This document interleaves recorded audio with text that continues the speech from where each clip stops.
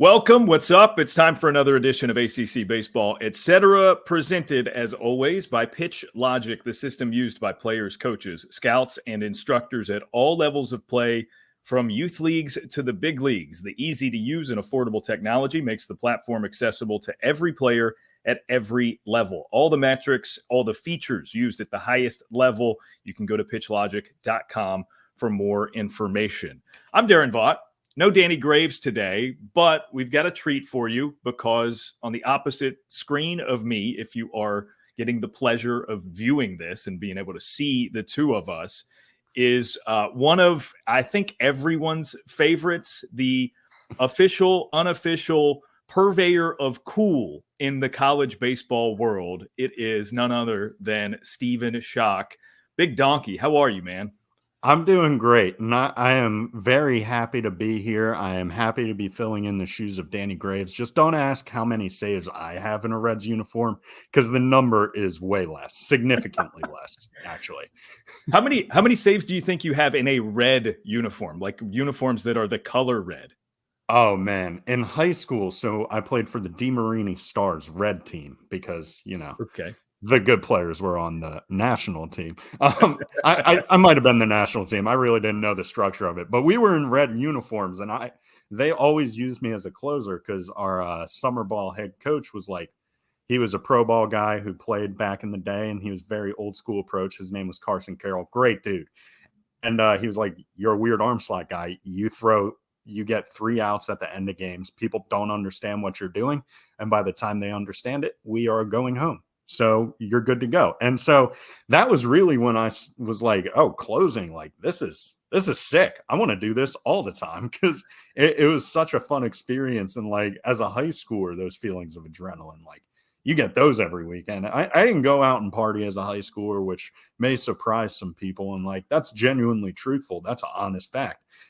But I think having that feeling from closing baseball games every weekend had me pretty close to, feeling the extracurriculars of a normal high schooler, I would say. Nice. All right. So I would venture to say, or we're just going to estimate that you have as many saves in a red uniform as Danny ever had in a Reds uniform. And we'll just leave it at that. Yeah, that's fair. Totally fair. All right. So you're fresh off of a trip to Conway for opening weekend. You got treated to a lot of really, really good baseball, including one of the ACC's own, the Duke Blue Devils. One of the more impressive performances for any team across the country this weekend, right? 3-0 weekend for them.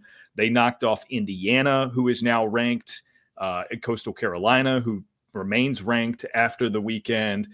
What were your impressions of Duke? Because I think we're on the same page, just as most who follow college baseball and the ACC are.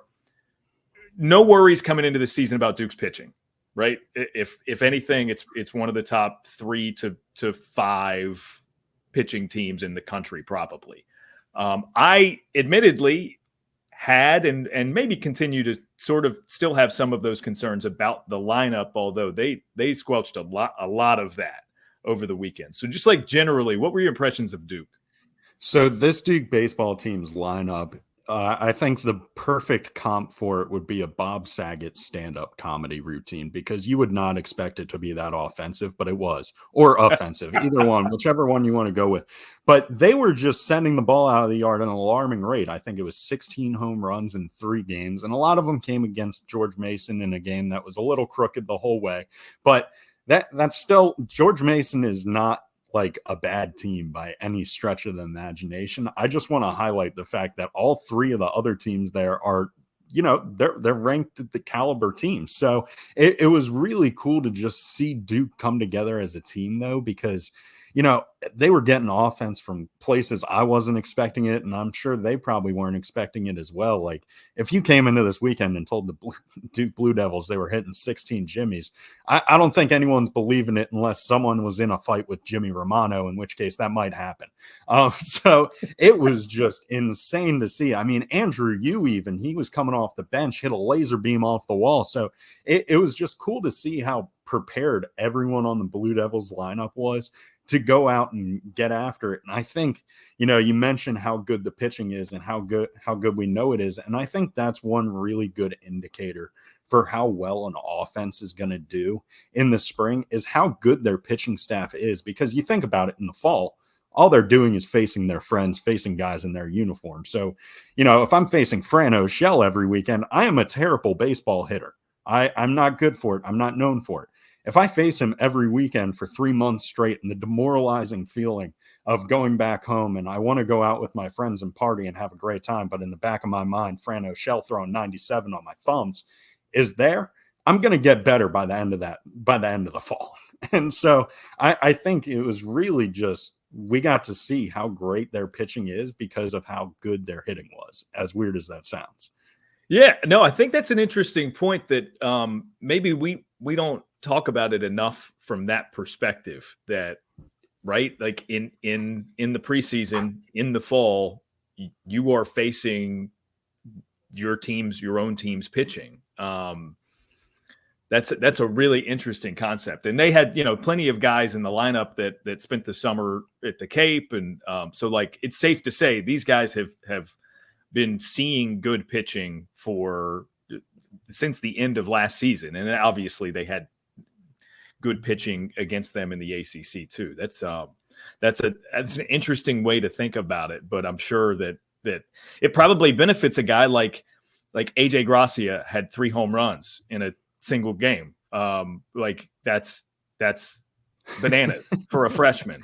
And he was facing high school pitching up until he got to Duke. So maybe it's a pretty good introduction to college baseball to be like, hey, here's the savvy vet at this point, Charlie Bielenson, tossing to me for an AB. Here's Fran O'Shell. Here's James Talon. Here's these guys who are all American caliber pitchers. Yeah. And like, I interviewed AJ Gracia after the game. I was able to talk to him and I was like, what were you thinking out there? What were you feeling at the plate? And he was like, honestly, I was just thrilled to not be facing our pitchers for once. Like, and so honestly, he was the inspiration for that insight. So if you're like, wow, that was a good point, Steve, just know all credit goes to AJ Gracia hitting 3 bombs, because that made me think of it pretty easily. Yeah, no, that'll clear it up pretty quickly. Other Conway shenanigans. Have you been able to wash the Myrtle Beach off of you? Have you gotten it all flushed out of your system? What else? What else did you get into that was fun? Yeah, it's always a good time down in Myrtle Beach in the Conway area. It's a beautiful place. The weather was great. The fans were great too. I got to go around and meet a few different ones. There is a Coastal Carolina fan named Brian Quigley who he's at every game, rain or shine, no matter what, sharing clips of the players, sharing videos of the players so their parents can see it and stuff like that. And, he's always enjoying the game responsibly, having a few beverages and having a good time. But he does this thing called the beer bat, which is when Coastal Carolina gets a sweep or sweeps a weekend, he'll drink 2 beers out of this bat in around 10 to 11 seconds, I think is his average time. And so I attempted one of those, and I've watched so many videos on Twitter. It's BP Quigs, where if you type in beer bat on Instagram or on the Twitter search bar, you'll probably find this gentleman. He is great at it. He's consistent, but I've watched him probably do 30 of them in my lifetime on Twitter, and he makes it look so easy every time. It's not easy. It's not easy at all. I've drinking 2 beers at a time before. I've done it before, and I'll probably do it again in my lifetime at some point. But this guy, he just crushed it. And I was like, okay, I can do that. Yeah, no problem. I get halfway through, I choke on the thing. Most embarrassing moment I've had near a baseball field in a long time. But it was a great time. It rinsed out because the sunshine really dried it off my clothes. I didn't throw up, just a cough while beer was going in, which, logistically speaking, air one way, liquid the other, not going great. But it was really fun to just experience what Coastal Carolina fans get to experience, because the ballpark is phenomenal. It's one of the greatest venues you can watch a baseball game, in my opinion. It really is like a major league field that college kids are playing on, which we're getting a lot of in the college game now, which is super great. We're getting to the spoil point, which, hey, we'll take it. We'll take it and we'll run with it. But it was just such a great weekend and such a great venue to take in a baseball game. Yeah, no doubt. They do a great job there with the facilities, and always fun to be there. It's very believable and understandable that Duke players would just, for all of the reasons that are obvious about that place, just like play better there than their average. It's so much easier. They have moved from Durham Bulls Athletic Park this season, right? As Duke fans know, they're playing all their games on campus at Coombs. It might almost be worth it to just work something out with the Chanticleers to just play half their schedule at Coastal instead. They play so well there. Yeah, it's just so much easier at the beach. Everything is. I'm a firm believer of that. When you smell the ocean air, everything's better. And with these teams, I know Conway's a little bit inland from the beach. It's probably about 20 minutes from the water. If you're trying to go straight from the field to the water, it will take you about 25.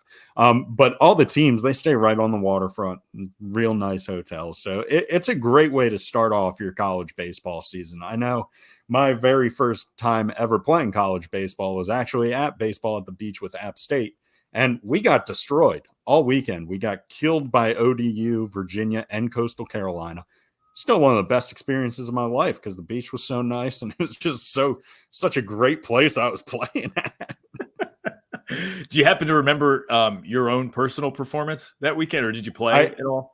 I actually do. So I made my collegiate debut against the 2016 Coastal Carolina Chanticleers, in which I struck out the side and gave up 2 runs. Not easily done. We don't talk about the 2 runs as much, but I remember that. And then my other outing was against ODU on Sunday.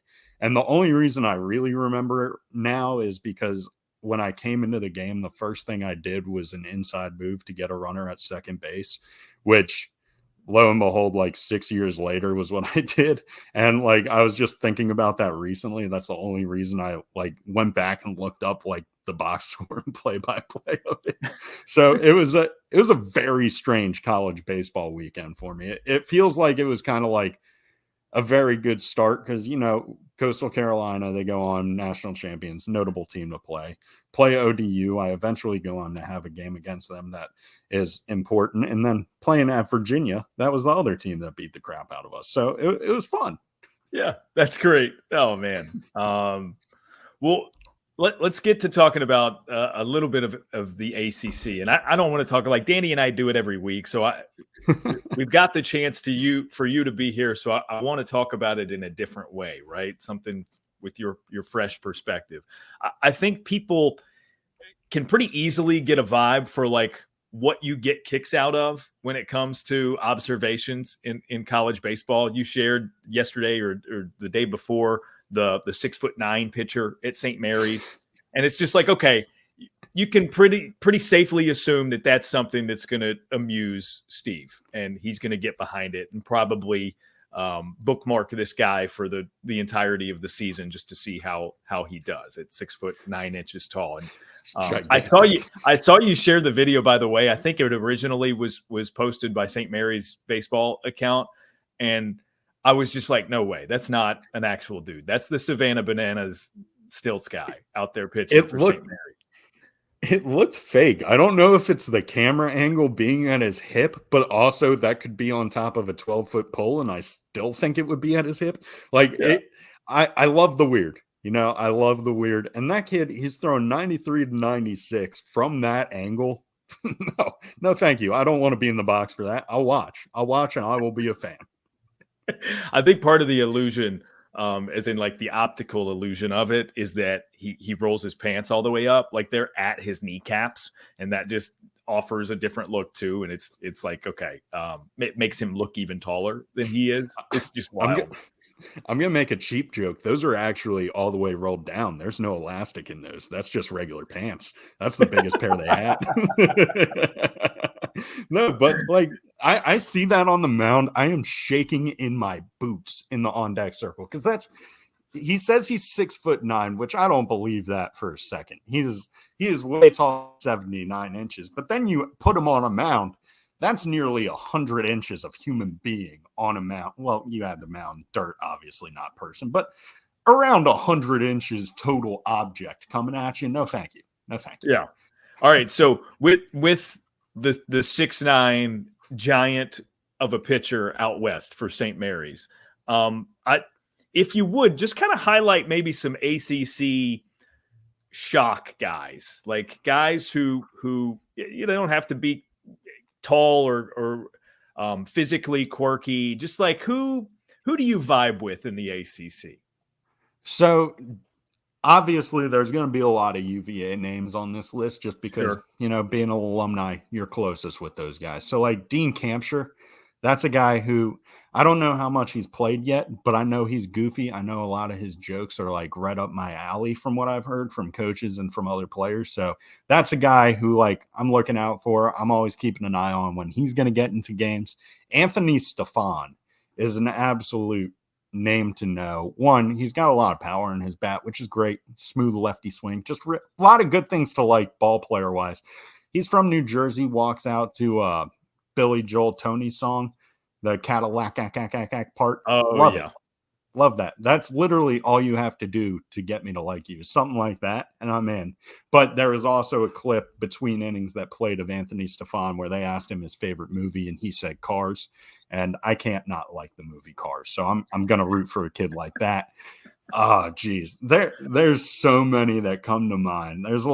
I love the weird, I love the goofy. I think, man, I'm trying to think. Chase Walter. I'll interject quickly to give you a moment to just think on it Please. some more. Anthony, his using Anthony's song by Billy Joel as his walk up is just so sneaky cool. That's great.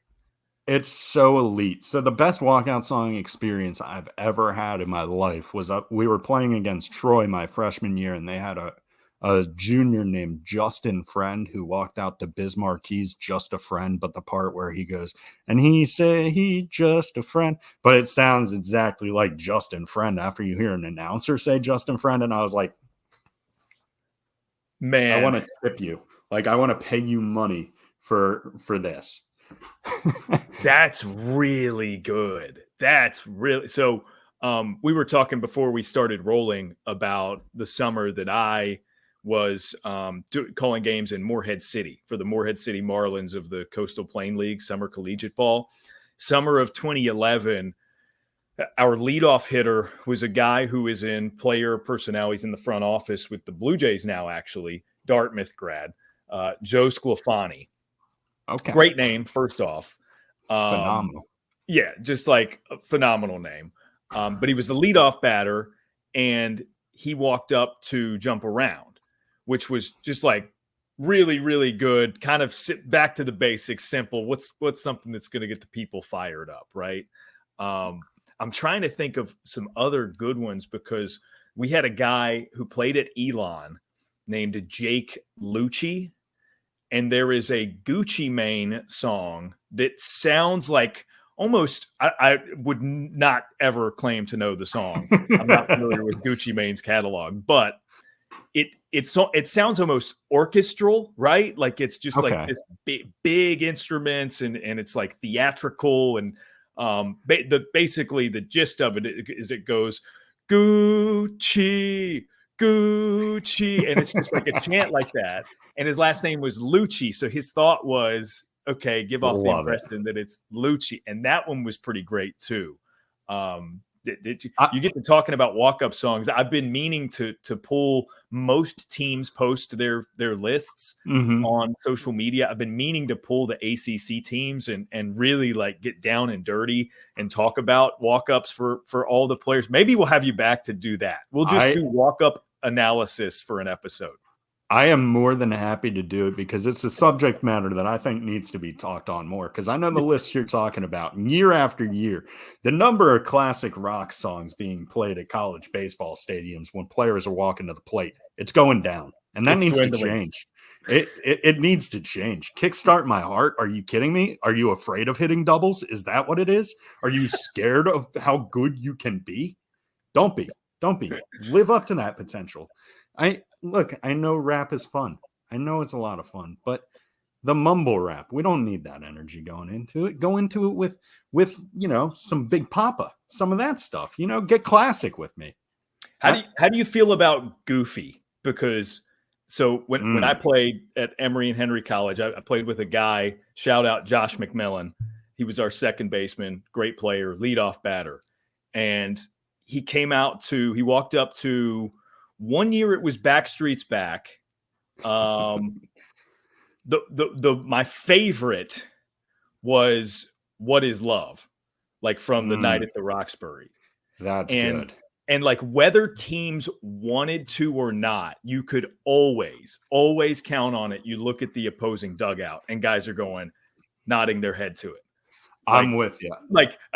And it's at that point that I'm certain Mac would get up to the plate and he'd look over there and he's like, "Oh yeah, got you. You're right where I want you." Yeah, because it's the guards down, the vibes are high. That's what the goofy walkout does to you. One that made me think of was James Outman when we played for the Bethesda Big Train. Used Your Love, or no, he used A Whole Lot of Love by oh my goodness, Led Zeppelin. That was a great walkout song. His other one was Your Love by the Outfield. Ooh, you talk about a pitcher just wanting to groove a fastball. I hear that song. I'm just okay. I'm singing it to myself. I'm in a rhythm. But I will say I love goofy walkout songs. So at UMBC, we did this thing where we would give freshmen walkout songs and what people would call an initiation activity, whatever you may call it. It was just good, clean fun. That's a good way to do it, right? Like in a world where too much of the bad hazing happens, that's fun. That's good. Yeah, it's like, okay, look, no one's gonna get hurt over walking out to a silly song like Baby Shark. Yeah. But there was one I gave a kid Sweet Child O' Mine as sung by the family from Step Brothers. So it was the clip from the movie. And that was a really good one. The kid ended up being an all freshman America East player. Really good year. I will say my best season I ever had was when I walked out to Hardball by Lil Bow Wow from the movie Hardball, which is just an awful song, but so good for baseball. It's just such a good baseball song because Lil Bow Wow, I don't think he knows the game too well. I don't think he's now Bow Wow, by the way. The Lil is gone. Oh yeah. Like 40. God, how old am I? Jeez. I'm waiting for geriatric Bow Wow to drop that new album. That's when it's really going to be the heat. Old Man Bow Wow's Kid isn't the next up and coming artist, and he's going to go by Old Man Bow Wow's Kid. That's going to be his alias. I love it. I love it so much. But the song starts off with "Throw me the ball and watch what I do with it." And then I know it exactly. I wouldn't come out of the bullpen gate till I heard the "throw me the ball," and then it's like, okay, game time. It's done. Everybody's laughing around because Lil Bow Wow's talking about how he thinks he's throwing a good bullpen, then he gives up a double off the wall, and it's not great, but he still finds a way to do it. Love it. That's incredible. I love that one. Excellent. Yeah, choice. So it's hard for me to stay on track, but also another ACC guy that I like, Alberto Osuna. Yes, is a fun one to watch. Now that he's back and healthy, that's going to be really good for UNC. I remember watching him hit home runs at the ACC tournament, and I was like, wow, he would have been very valuable all season long. Yeah, and especially considering, you think about the year they had last year, and Vance Honeycutt didn't seem to be 100% the entire year, although he was still all conference. Like now that he's 100%, it's like, okay, maybe the best player in the country back for them. And I think we were quick to forget that Osuna was a 20 home run guy and was preseason All-America last year under the assumption that he was going to be healthy. He just had the hamate bone that was broken, and he was recovering from that. But like he's looked good. That's a really, really promising sign for the Heels. And like, as someone affectionately known as Big Donkey, I expect nothing. It's no surprise that you're a Berto Osuna fan. Yeah, it's hard for me not to like him. Like, I remember like player comp wise, I don't want to give him the Mo Vaughn comp because that's not who I am as a human. But like when I was growing up, my very first baseball video game, I didn't know any players or anything like that. It was a very old game. But all I knew was every time I stepped up to the plate with Mo Vaughn, the first baseman for the Mets, he hit a home run. So that's where the Mo Vaughn comp comes for me. And that's what I feel like Osuna's going to do. Or he's at least looking to do it every time. Yeah. Yeah, no doubt.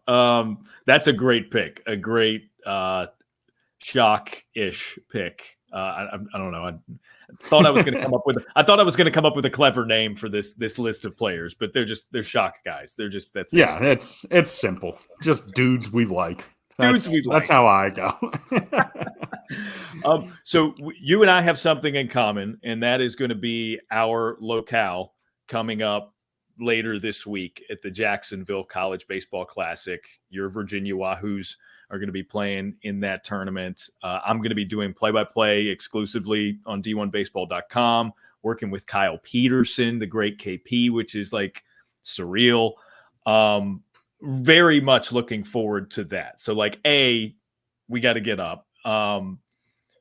B, what do you got cooking for this trip? Right? We did player interviews in Conway. We had the beer bat. What's cooking for Jacksonville?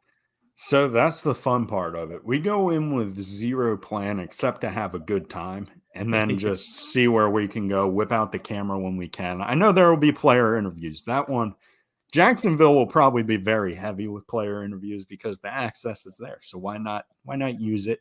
Plus, of course, my friend Brian coaches one of the teams. I don't know if he'll let me refer to him as my friend Brian, but we'll see. That's the beauty of it. He can't make me run anymore. So that's how I judge most of my friends. And I'm excited to meet Wichita State. There's so much I don't know about that program. I went from knowing so much about the Shockers to not knowing anything about the Shockers, but I'm going to go back to knowing a lot about the Shockers because that's a fun way to live life. And I'm super excited to meet a lot of their players. They have their closing pitcher. They posted a video of him and I was like, wait a minute, is that me? Me and him just look identical. I don't know what it is, but I'm very excited to meet him in person to see if it was the camera angle or if there is a doppelganger playing for the Shockers, because that's very exciting. Someone replied to my tweet about him that he is an aeronautical engineer major or something like that. So not actual twins. Or he's getting an aeronautical engineering something I can't even pronounce what the dude's studying. So not twins, right. But I'm excited to meet him, pick his brain a little bit.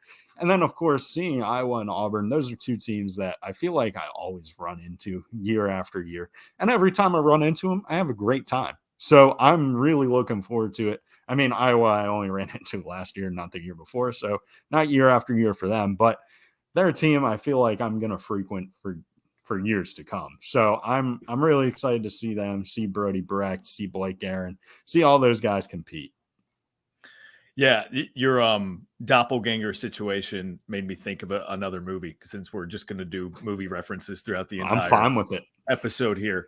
Ed Norton's got a movie called Leaves of Grass. It's named after the Walt Whitman collection of poems, and he portrays twins in that movie. And I don't know that we've ever talked about this. I am a twin. Oh, really? So it resonates, right? So he portrays a set of twins from somewhere in the deep South. And the gist of it is one leaves home. He's very clean cut, scholarly. He's, I think, a philosophy professor at Alabama. And the other one is a little more rough around the edges, long hair, scruffy beard. And he stays at home and runs a marijuana farm. And it's on the underbelly of society, comparatively speaking. So some stuff goes down, and the one back home runs into problems with his business, and the professor's got to come back home, and it sets off all these memories and stuff, and he's seeing people that he hasn't seen in forever. It is a wildly obscene movie, but I love it and can't recommend it highly enough. But you talking about your potential doppelganger for Wichita State being an aerospace engineer reminded me that you could still be twins or air quote twins and just be just like diametrically different in personality. It could still happen. That's fair. That's fair. I gotta ask, does your twin have long hair? Is he? So he did, and okay. I think it was sort of like even if subconscious, it was a way of differentiating when we were growing up. He was just like, oh, by the way, my name is spelled Daron because he is Aaron. We are Aaron and Daron. Like, I love that. Like Dad's idea, I love that. Believe it or not. And he just did not want us to have friends growing up, I guess. But we persisted. And there's nothing wrong with the Aaron Daron combo.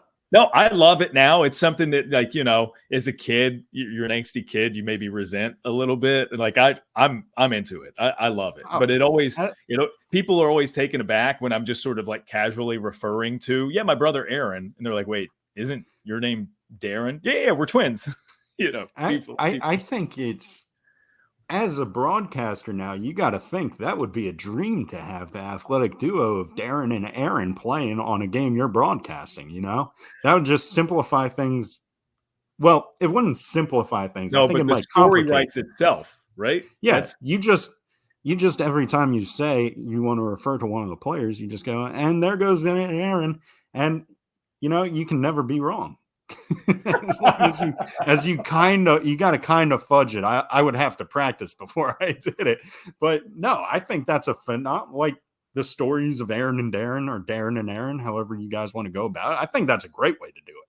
Yeah, no, it's good. And, you know, like we sort of split paths when we were teenagers, sporting wise. He played soccer and was a goalkeeper, so we always had somebody to kick to him if he needed to. So that, and right. And meanwhile, I was the baseball player. I always had a catch partner, right? Because I would you would barter. It would be like, hey, I'll kick some balls at you if you play catch for a little bit, and that's that. It's very convenient childhood for me. And you get the great end of the deal too, where it's like, hey, if there's an argument over possessions, you just add a D to the name on it. It's like, no, my name was on it already. Like, you just got to sneak a Sharpie. You're set. You know, you had a good setup, you know? I did. And I didn't even realize it because I hated it at a time. All right. So Jacksonville Classic. We will get back on track here. But yeah, that's on me. That's the shock factor effect. That's the effect. The meandering is fun, and we do it from time to time here. You mentioned Brody Brecht, obviously, like one of the best pitchers in the country. You yourself were a pitcher. What excites you most about being able to see him, or maybe there's some others that you're excited to see on this trip, some Virginia guys included? Yeah, absolutely. So Brody Brecht, plain and simple, the kid threw a pitch last year that read 104 on the broadcast gun. He said it was 102.7 or something like that, but I never threw a pitch that accidentally read 104. So I am excited to see the potential of him doing something like that. That's always exciting. His slider is disgusting too. He's just a gross pitcher. Unfortunately, he is throwing against UVA, so my heart is going to be in two very different places throughout the whole outing. But that's the beauty of liking two people in the situation. You can't be disappointed, but you are going to actually have to be a little bit sad. That's the trade-off, the opportunity cost, if you will. But from Auburn, I am really excited to see Joseph Gonzalez get out there. I think he was one of those guys where in 2022, watching him pitch, it was like watching a big league pitcher operate just at a college level where, you know, he signed up to go to college, so he's stuck. You have to be there. You can't get drafted yet. And it's like, okay, the benefit of that is everybody else benefits. We get to watch you compete at this level, and it's super fun. So I'm excited to see him getting back out there and getting back to it. Marcus Morgan from Iowa is another guy who he falls under the curse of Brody Brecht is so good that when he's being so good, it doesn't get talked about as much, but I think he is someone who he has some of the best. He might be one of the best pitchers on that staff, if you're asking me, and they're both very good pitchers. So he's someone I'm excited to watch go out there and pitch. Jack O'Connor from UVA, of course, you know, that's just, he's one of those people. He feels very UVA baseball, like in terms And it's of not just the last name, because that's, no relation. Yeah, it does help. It does help, certainly. But talent-wise, I mean, just a UVA pitcher through and through, a guy with a 4-pitch mix, fastball in the low to mid-90s. He's always going to operate with a great breaking ball and changeup. Like, that is when I think about UVA baseball and UVA pitching, that is the caliber I think of. And so seeing him go out there, and he's just a funny guy. He is a funny guy. He's someone who will qualify as a Stephen Schoch favorite just because I like him as a person. But baseball-wise, he's great too. Bradley Hodges is another example of that. I saw him play first base this fall a little bit, just throughout pictures on social media. So I don't know if he's two-waying or anything like that or of that nature, but if he is, I'm excited to see that. But either way, I'm excited to see him and ask him what he was doing at first base and if it's something he's looking to do full time, so Yeah. there's a lot to be excited about. I'm not going to just name the whole UVA rotation as much as I want to. I will say Jay Woolfolk though, because he's like just a freak athlete, like insane athlete. So he is a really good guy to watch. His curveball when it's on, I mean, you saw it with Team USA. It's disgusting. It's lethal. It's lethal. Yeah. I'm excited to get a look at him in that starting role, because he got the Sunday start. I mean, all indications are Oak wants him to be in that role. It's just a matter of, just like anybody, nobody's guaranteed it for the entirety of the season if they pitch poorly or whatever. But, they're starting him in that Sunday role. They want him to be in the weekend rotation. I'm really excited for him to, now that he's done with football, to have that opportunity. Jay's a solid dude, and he's a really good pitcher. So that's one that I'll be watching closely when we get to Jacksonville. 121 Financial Ballpark, home of the Jumbo Shrimp. That's going to be fun to say multiple times over and over again. The Jacksonville Jumbo Shrimp, of course. Maybe we'll consume some Jumbo Shrimp. I think it's likely at this point. It's one of my favorite oxymorons to consume, so I'm here for it. I'll eat it up. I can't think of any other edible oxymorons, if I'm being honest with you. That's about the only one I know, but I'm excited for it. I'm excited for the food down there. Yeah, no, it'll be a great time. Appreciate the time stopping in here on ACC Baseball Etc. We'll see you down there, and safe travels, and we'll have a ton of fun there. Stephen Schoch, appreciate you hopping on here, ACC Baseball Etc. And just having some fun with us here while Gravy misses it for probably like his kids' hockey. I don't know. I don't remember where he is this week, but look, hockey's hockey. I would love to see Gravy on the skates, but thank you again for having me. It was a blast. It was a blast. It was great catching up. I can't wait for Jacksonville. It's going to be a good time. It'll be a lot of fun. And again, you can stream it exclusively on d1baseball.com. d1baseball.com for more details. I should know better details because I'm the one calling the action, but you'll figure it out. d1baseball.com. Yeah. You'll figure it out. There's a subscription there, and you'll have this great baseball at the tip of your fingers or in a computer in your pocket, just wherever and however you want to consume it, you can do it. So if you're not going down to Jacksonville, which I know a lot of people are as well. So we're excited to see you, excited to talk to you on the streams, and Schoch's social medias. You'll be hearing from him on there as well. All right. That does it for ACC Baseball, Etc. My thanks, Stephen Schoch. We'll see you in Jacksonville, and we'll catch everybody else later.